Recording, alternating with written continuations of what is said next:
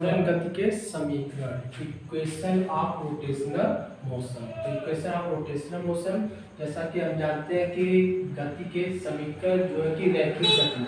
मान लीजिए कोई एक वस्तु है जो प्रारंभिक वेग u से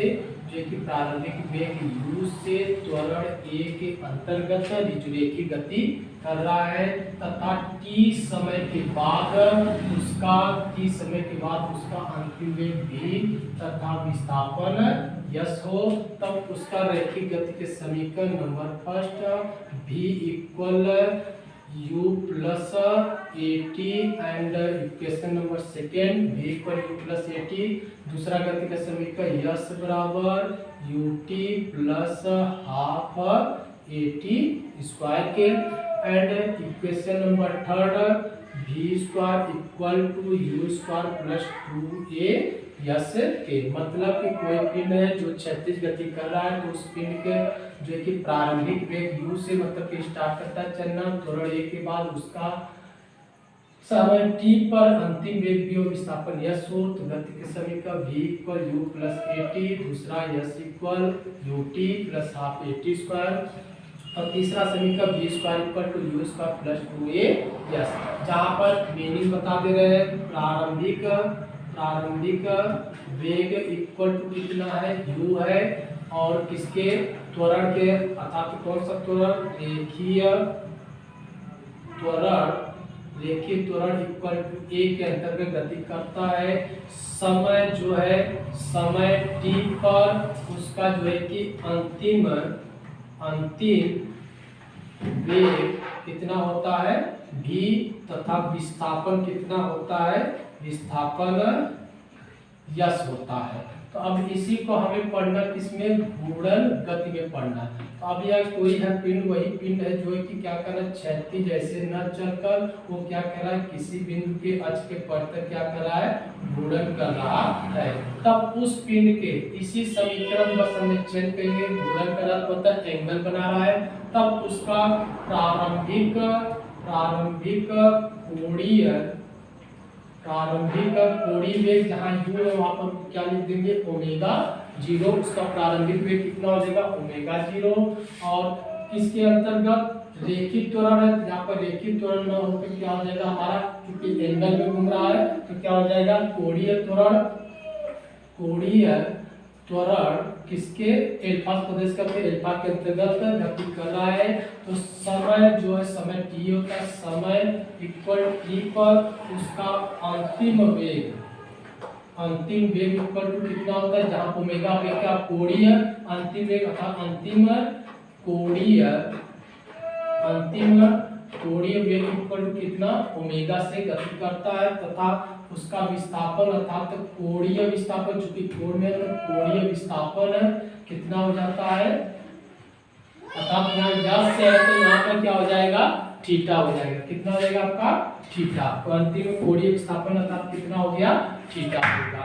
अतः तब गति के समीकरण इसी गति के समीकरण में हमें लिखेंगे क्या जहाँ v है वहां पर क्या लिख देंगे हम omega equal u equal omega 0 plus a की जगह पर कोणीय त्वरण कितना है एल्फा इनटू समय t।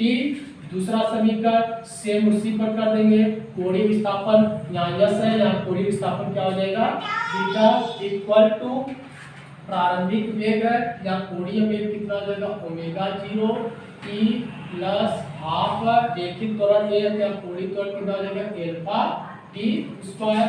अब तीसरा समीकरण क्या है अंतिम वेग v है तो यहाँ अंतिम कोणीय वेग कितना है omega equal to omega 0 square plus 2 alpha theta के मान के बराबर।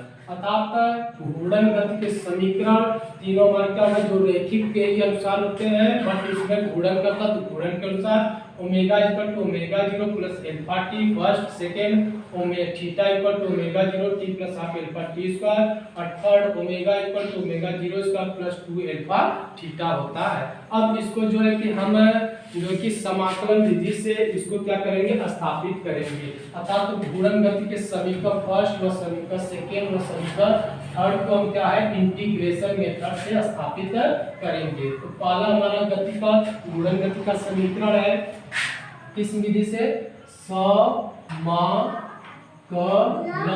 समाकलन विधि, अर्थात जिसको कहते हैं इंटीग्रेशन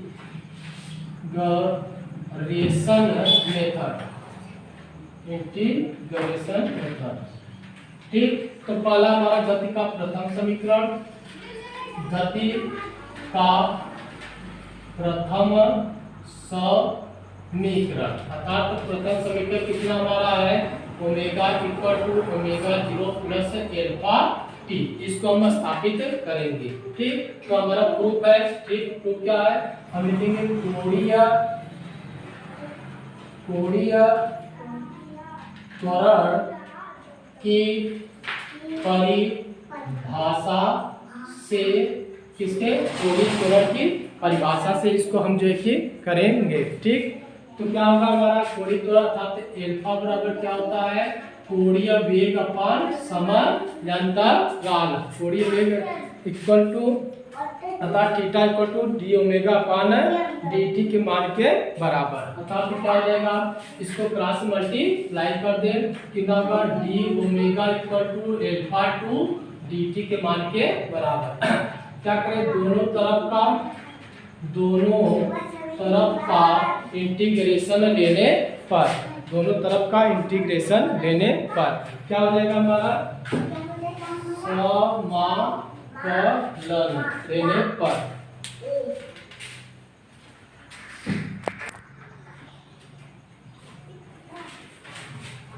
तो समाकलन लेने पर क्या होगा? Integration of d omega equal to alpha to integration of d t के मान के बराबर। ठीक, अब सीमा लेंगे, लिमिट लेंगे, अर्थात लिमिट लेने पर जब समय t बराबर कितना है? 0 है, अर्थात समय t बराबर 0 है, तब हमारा जो है कि अभी हम चलने वाले हैं, तब क्या हो जाएगा? कोणीय वेग कितना हो जाएगा हमारा? ओमेगा 0। तब प्रारंभिक वेग कितना? कोणीय वेग कितना हो जाएगा? ओमेगा 0। जैसे ही समय जब हमारा बीता t इक्वल टू t मान लो सेकेंड, कोई भी 1-2 सेकेंड है, तब हमारा अंतिम कोणीय वेग इक्वल टू कितना होगा? ओमेगा। तब यहाँ लिमिट हम रखेंगे integration of d omega equal to alpha to integration of dt। जब समय t 0 है तो प्रारंभिक वेग कितना हमारा? ओमेगा 0। जैसे समय बीता हमारा मान लो t सेकेंड, तो कितना हो गया? वेग ओमेगा के। तो हमारा इंटीग्रेशन का सूत्र होता है x power n dx equal to x power n plus 1 बटे n प्लस 1। उसी के अनुसार इसको इंटीग्रेशन फार्मूला में तोड़ेंगे, ओमेगा पावर 0 प्लस 1 बटे 0 प्लस 1, लिमिट है ओमेगा 0 से लेकर omega equal to alpha to T power 0 plus 1 upon 0 plus 1 0 to T.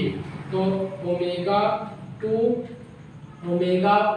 0 alpha to T 0 to T. अब ये लिमिट रखेंगे upper minus lower, upper minus lower means omega minus omega 0, मतलब इसके साथ दे तो ओमेगा माइनस सूत्र का ओमेगा 0 इक्वल टू एल्फा। अब अपर माइनस लोअर टी के स्थान पर टी है minus 0 means omega minus omega 0 equal to alpha T, या omega equal to omega 0 plus alpha T. गति का ये क्या है? प्रथम समीकरण। गति का प्रथम समीकरण omega equal to omega 0 plus alpha t के मान के बराबर। ये हमारा जो कि गति का प्रथम समीकरण।